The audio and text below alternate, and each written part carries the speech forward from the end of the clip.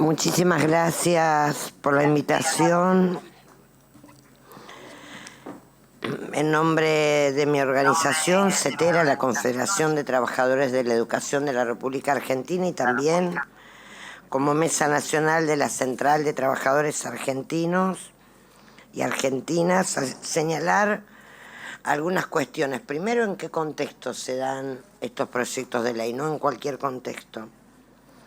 Se dan en un contexto donde hay ajuste a los salarios de los docentes, hay despido de compañeros y compañeras estatales, hay cierre de pyme, hay pérdidas de trabajo en la construcción, hay un gran sufrimiento en lo salarial y de nuestros jubilados y jubiladas, que ayer padecimos la represión en la puerta del Congreso.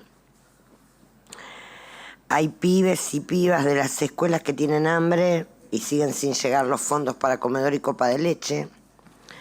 En ese contexto, los docentes, los trabajadores y las trabajadoras nos encontramos con 28 proyectos de ley para discutir en 5 minutos.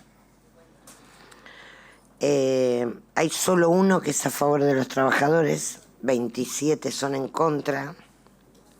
Un signo de la etapa, ¿no? Las conquistas del movimiento obrero son conquistas que en el mundo y en Argentina costaron luchas históricas y muchos compañeros asesinados, desaparecidos. En mi organización, la CETERA, más de 700 maestros asesinados y desaparecidos. Media junta ejecutiva completa de la CETERA. Por nombrar a 3, Isauro Arancibia, maestro tucumano, que fue asesinado en la sede de su sindicato en Tucumán y por el cual todavía pedimos justicia. Miren si hemos peleado. Estamos esperando que procesen a los responsables. Marina Vilte, jujeña,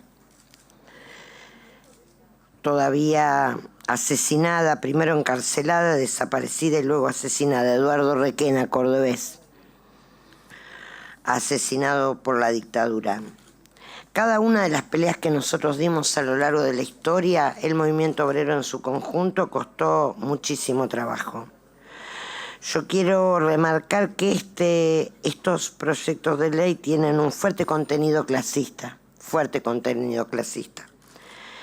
y que están cargados de prejuicios,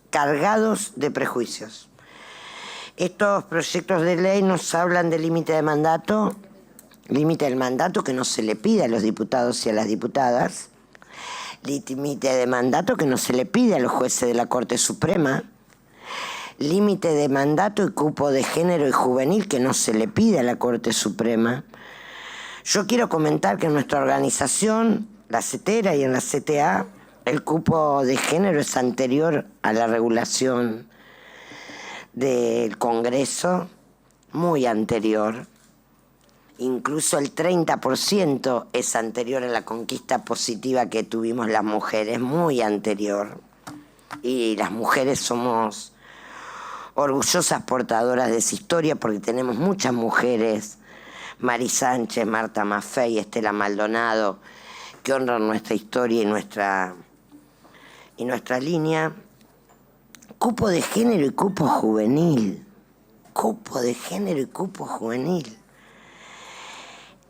Pero además, intento de regular algo que tiene que ver con la autonomía sindical. Fue mencionado aquí por muchos de los doctores presentes, pero la verdad que a mí me sorprende porque no veo un afán de regular la actividad de los grandes grupos empresarios.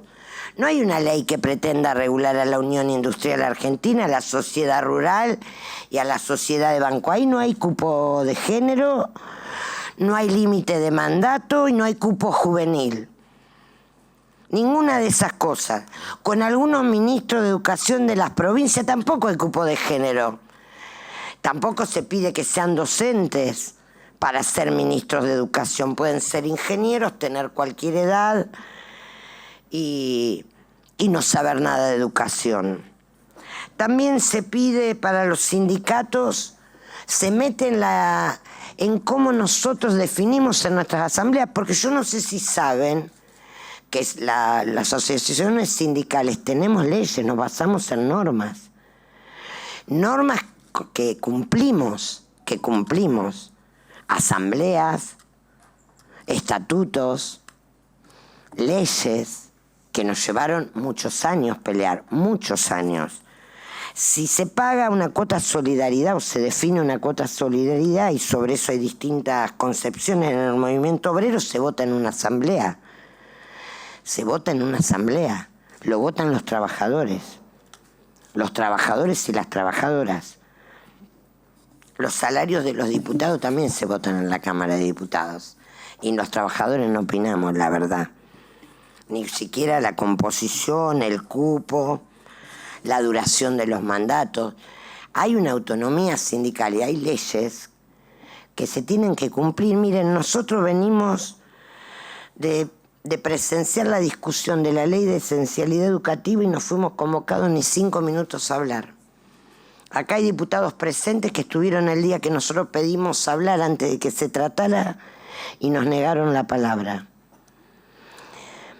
La democracia en Argentina costó muchísimo trabajo. Yo quiero, como docente, quiero hacer una llamada de atención.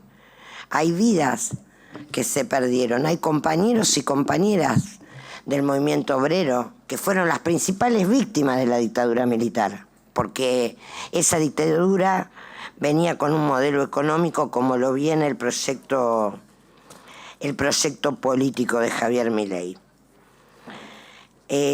La democracia en la Argentina costó largas luchas de los trabajadores y de las trabajadoras, largas luchas y muchísima paciencia. El movimiento obrero la tuvo, la tuvo y la sigue teniendo.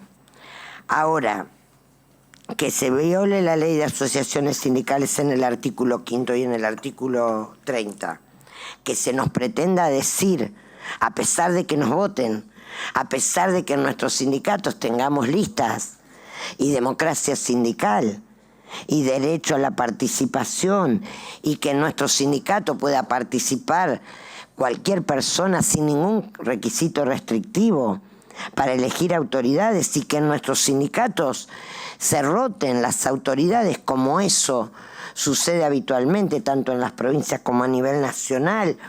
Esa es una composición que tiene que ver con cómo nosotros ejercemos la libertad sindical. Yo quiero decir que además de que esto no se da en cualquier contexto, hay un fervoroso deseo en todos estos proyectos de un mundo sin sindicatos. Estamos todos claros, ¿no? Se nota mucho. Los proyectos muestran mucho de cómo molesta el movimiento obrero. Hemos peleado en peores condiciones. Hemos peleado en la dictadura. Hemos peleado en momentos difíciles de la Argentina y lo vamos a seguir haciendo porque la verdad que estamos convencidos de lo que defendemos y estamos convencidos de que tenemos la razón en el sentido de las leyes de la Argentina, de la Constitución Nacional, porque muchos de estos proyectos son inconstitucionales y quiero dar un ejemplo. Aquí se votó, voy cerrando. ¿Sabe qué pasa? Tenemos poco tiempo para hablar acá. Tienen muchísimo, lo que pasa es que está distribuido, son muchos también los que hablan. Ya termino. Un ejemplo de esto es el fallo reciente del 26 de agosto de la Cámara de Apelaciones de Trabajo, fallo definitivo sobre el tema de la esencialidad y el derecho de huelga.